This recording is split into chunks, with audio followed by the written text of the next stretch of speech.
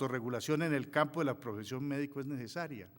Acabo de decirlo, no hay autonomía sin autorregulación, no puede existirla. Y no hay profesionalismo sin autonomía. Continúa diciendo la Corte, se puede afirmar entonces que la autonomía médica en el marco de la profesión es la expresión de la idea más general de la libertad. Por ende, el mandato que garantiza la autonomía de los profesionales de la salud es constitucional y los elementos que fungen como límites a esa autodeterminación resultan admisibles en una medida que ninguno de ellos se evidencia como una intromisión arbitraria. La fuerza de la evidencia científica y la racionalidad, el peso de la ética, la necesidad de autorregulación resultan imprescindibles en el ejercicio de la actividad médica. Todos tenemos naturalmente un medio al cambio y el medio al cambio existió cuando se dio la Ley 100 y cuando en la práctica se vulneró la autonomía médica. Y al vulnerarse la autonomía médica, las consecuencias fueron catastróficas, porque entonces se generó algo que fue la pérdida paulatina de credibilidad y de confianza. Los enfermos hoy no tienen médicos tratantes, tienen los enfermos órganos, muchos órganos, y cada órgano tiene como un médico responsable de ese órgano, pero el individuo como tal no tiene. La ley estatutaria plantea una atención de integral, o sea, esto cambia completamente el sistema y cambia para que nos pongamos de acuerdo en cosas tan importantes como la que dijo el doctor Mesa. Los médicos estamos totalmente de acuerdo que el incentivo más perverso que ha existido es el pago por evento, porque es un incentivo a facturar, a hacer cosas y que le paguen por esas cosas, pero que desintegran, y es un incentivo perverso para médicos, para IPS, para EPS, para todo el mundo, para el mismo paciente, el mismo enfermo, cuando no logra mirar unas cosas. La autonomía como parte de la profesión médica no se puede ejercer y no puede darse si no se trabaja desde el criterio de la profesionalización. Y de la profesionalización no se puede dar sino desde la perspectiva del humanismo.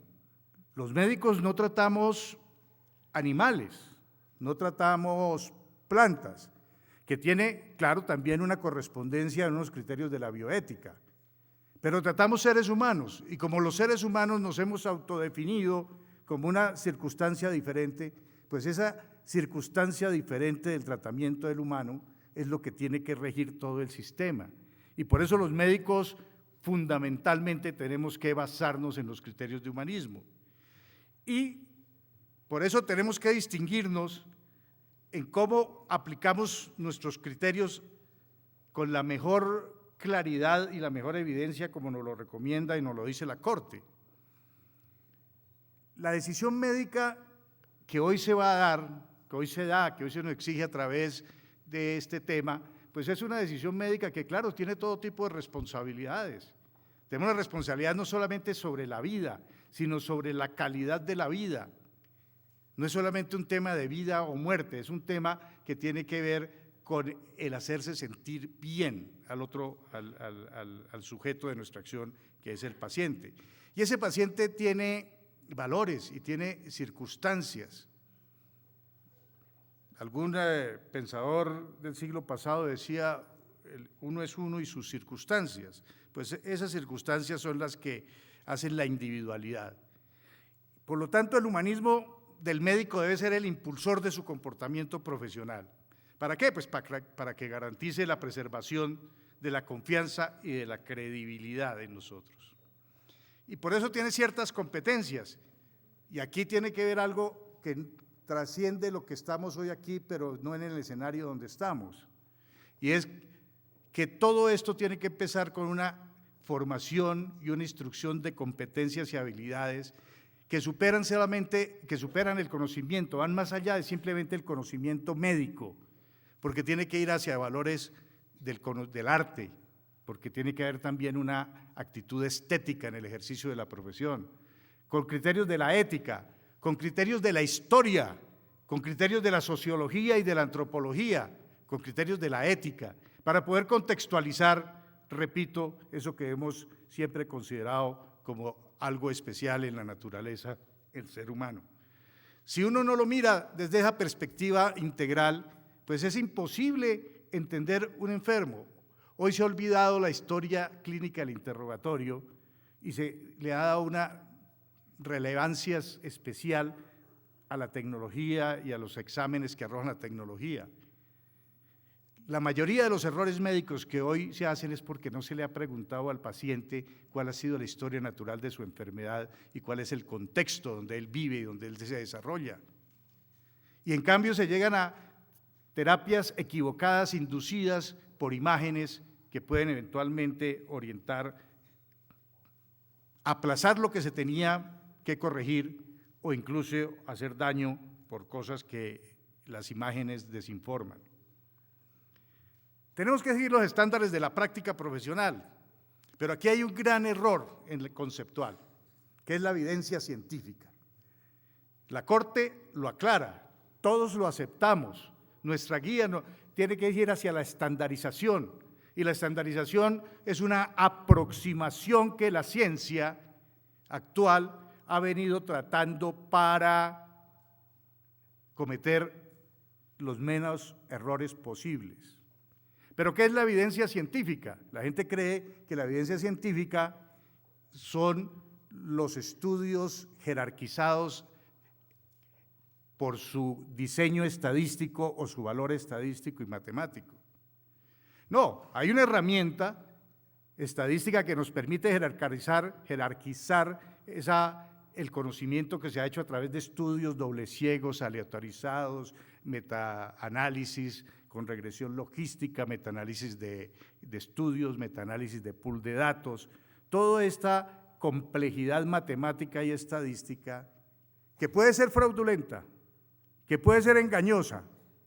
Le preguntaba ya a uno de los padres de la medicina basada en la evidencia, al doctor Salim Yusuf, le dije, profesor Salim, yo puedo con un buen estadístico y un buen matemático diseñar un estudio de alta jerarquía para demostrar una tesis equivocada. La respuesta fue tajante, absolutely. Pero ese no es el problema más grande. El problema más grande es que en medicina, más del 80% de lo que hacemos no tiene evidencia científica de alta jerarquía o de alta calidad. Porque la evidencia científica va desde esa cúspide matemática y estadística a una que es más importante, que es la opinión de expertos. ¿Y por qué es la más importante? Porque es la más numerosa. Y porque además, así se quisiera, hay circunstancias de la vida y de la enfermedad y de la salud que no son susceptibles de hacerle un trabajo de investigación de alto contenido y de alta calidad estadística y matemática. Entonces, cuando nosotros hablamos aquí, podemos entender que bajo la circunstancia de la vida real, del mundo real, es la opinión de expertos la mayor volumen de la evidencia científica que tenemos. Y esto es muy importante aclararlo porque reafirma la necesidad de esa autonomía médica y reafirma la necesidad de que esa autonomía médica tenga autorregulación y que esa autorregulación y esa autonomía estén fundamentadas en los dos pilares del humanismo y el profesionalismo médico. Nosotros lo tenemos clarísimo, esto no es obsoleto, no hay misión más grande que cuidar a los pobres y a los enfermos. No hay nada más harto para un médico que cuidar a un rico, ustedes lo saben, demandante, arrogante, aburrido, cree que lo está comprando a uno, no que uno le está prestando un servicio profesional.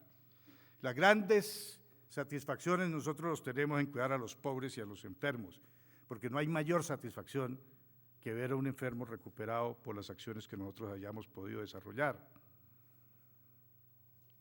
Y claro, esa experticia no viene con que uno tenga muchos años en el ejercicio de la profesión, porque si los años son para cometer los mismos errores, pues lo que está haciendo es una barbaridad. Por eso la experiencia tiene que ver con la formación continuada. Y en esta formación continuada la responsabilidad no es solamente individual de los médicos, y menos en Colombia, donde que para prepararse hay que arruinar a las familias o comprometer 15 o 16 años de los ingresos futuros. Aquí debe haber una responsabilidad del Estado para financiar la capacitación médica. Tiene que haber una responsabilidad de las administradoras del riesgo de las EPS para capacitar a sus médicos.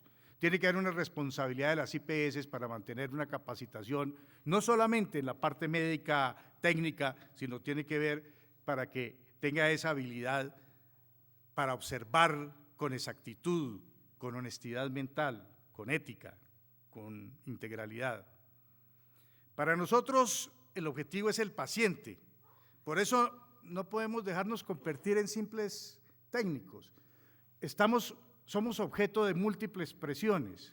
Por un lado nos jala la presión tecnológica, por otro lado nos jala el orgullo, por otro nos jala la academia para que publiquemos más, así publiquemos mentiras. Por otro lado nos están traccionando para que aceptemos dádivas y prebendas. Hay que ponerle dientes a lo que la ley estatutaria en su artículo prohibió, las dádivas y las prebendas para los profesionales de salud. A eso hay que ponerle dientes y hace parte de los procesos autorregulatorios. Tenemos la presión económica, tenemos los incentivos perversos, todo atenta en este momento contra el médico, pero gracias, me parece a mí, a este cambio que se está dando profundo, este punto de inflexión a raíz de la ley estatutaria, pues nos tenemos que devolver a considerarnos operadores, sobre todo los especialistas, operadores de alta tecnología y abandonar nuestra condición de médicos. Esto nos va a permitir rescatar la condición de médicos y no quedarnos en la condición de tecnólogos, para la cual sino, o de técnicos superespecializados. Generalmente en la historia de la humanidad, los técnicos han ganado más que los profesionales. Lo que pasa es que los profesionales adquieren una mayor reputación, mayor respetabilidad y mayor reconocimiento social. La medicina había sido eso, desde sus épocas del pensamiento mágico y el empirismo hasta ese salto gigantesco hacia la ciencia. Y eso se ha venido perdiendo porque se ha venido impulsando hacia un desarrollo tecnológico que no un desarrollo profesional y científico. Siempre tendremos desafíos. Por eso no nos asustan los desafíos. No nos asusta ser ordenadores del gasto. ¿Por qué? No consideramos que sea un tema administrativo, el que seamos prescriptores, que nuestra prescripción tenga una responsabilidad. Todos los actos que hacemos los médicos tenemos una responsabilidad. Y cuando nos demandan, tenemos que demostrar si lo hicimos con dolo o con culpa. Y claro que hay errores médicos. Y habrá algunos que con dolo lo hagan, excepcionales. En esto, y bajo los incentivos perversos de una sociedad que no solamente en el aspecto de la salud, sino en el aspecto del consumismo, en el aspecto de abandonar su integración con la naturaleza propia del ser humano, viene dentro de un suicidio hacia un rumbo de suicidio colectivo, que obviamente creo que yo soy una persona optimista, va a tener reversa.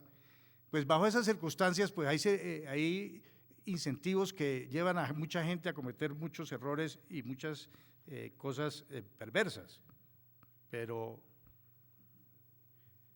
esto va a cambiar. Bajo la orientación de la formación complementaria, es obligación de las entidades formadoras desarrollar una formación médica basada en competencias, pero que esas competencias puedan tener elementos fáciles, sencillos de registro.